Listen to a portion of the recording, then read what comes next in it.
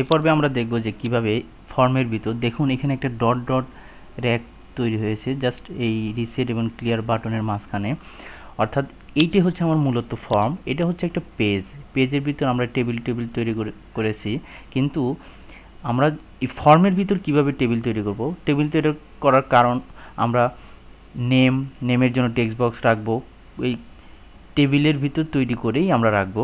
দেখুন এটা কিভাবে তৈরি করব, এই কার্সরটা এইখানে আছে ক্লিয়ার বাটন ডান পাশে, আমরা রেজিস্টার ফর্মে এই পাশে আনবো। কিবোর্ড থেকে যদি আমরা হোম একটা বাটন আছে যদি ক্লিক করি তাহলে দেখুন কার্সরটা রেজিস্টার বাটনে আগে চলে আসছে।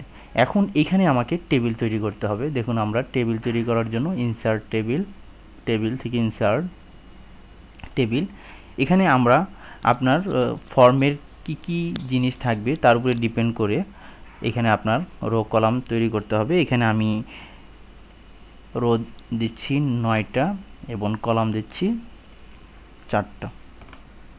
তারপরে আমরা ওকে করব। দেখুন এখানে রো কলাম এই ফর্মের দেখুন এই ডট ডট দেওয়া আছে, এটার মাঝখানে আমাকে এই টেবিলটা তৈরি করে দিল। এরপরে আমরা দেখব প্রতিটা সেলের ভিতর কিভাবে নাম লিখতে হয়, এগুলো আমরা দেখব। দেখুন আমরা এখন এই টেবিলটাকে আমরা একটু ডিজাইন করি। দেখুন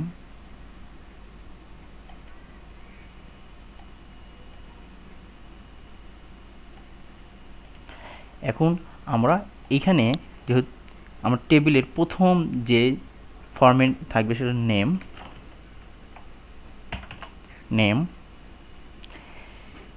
এখানে আমরা ইমেল অ্যাড্রেস, কারো যদি ইমেল অ্যাড্রেস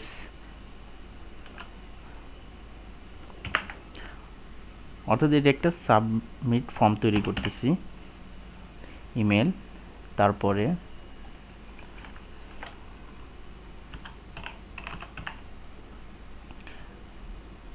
ফোন। এটা কিন্তু এই টেবিলটা অবশ্যই ফর্মের ভিতর থাকতে হবে, তাহলে আপনার এই ফর্মটা কাজ করবে।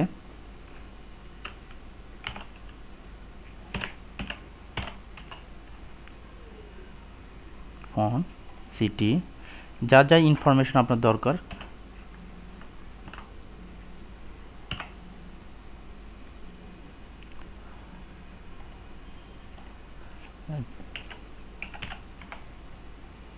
দেখুন আমি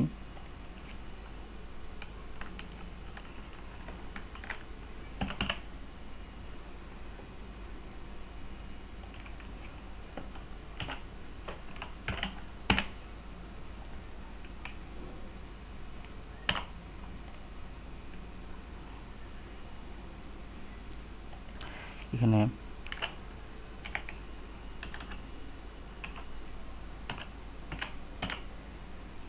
পাসওয়ার্ড,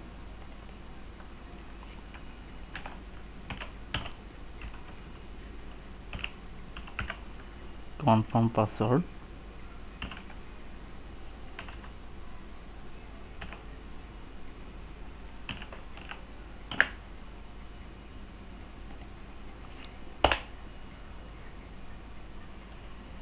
কনফার্ম পাসওয়ার্ড। এইভাবে আমরা ফর্মে কি কি জিনিস দরকার এইভাবে আপনি আরও ইনফরমেশন রাখতে পারেন। এটা অবশ্যই এই ফর্মের ভিতরে হতে হবে। পরবর্তী আমরা দেখব যে এই নেম এখানে যে টেক্সট বক্স কীভাবে ক্রিয়েট করব সেগুলো আমরা দেখাবো।